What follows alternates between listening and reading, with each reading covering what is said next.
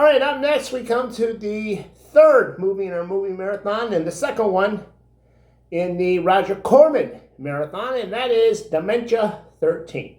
Now, Roger Corman did not direct Dementia 13. He produced it.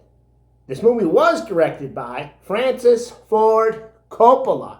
Yeah, that's right. Francis Ford Coppola worked on one of Roger Corman's schlocky B-horror movies, which it shouldn't really be that surprising because a lot of directors got their start with Roger Corman. Now, besides Francis Ford Coppola, you also had Ron Howard and Joe Dante. They all started out doing some horror movies, and then once they showed that they could direct movies, they went on to better and bigger projects. So Dementia 13, like I said, this was done by Francis Ford Coppola, and it kind of reminds me of the last film I saw directed by Francis Ford Coppola, which was Megalopolis.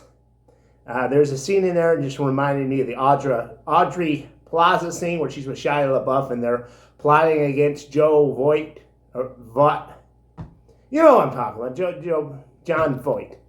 Anyway, in the beginning, there's this guy and he's talking to this woman on a boat, and he's telling her, hey, look, you might be my wife, but my family doesn't know you.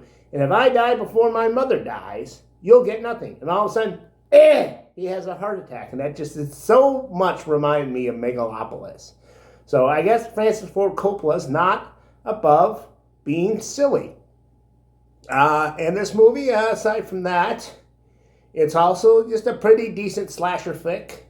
I think it was heavily inspired by Psycho. This would have been made 3 years after it, and there's a lot of plot twists that you see in Psycho that you see here in terms of direction, for one thing.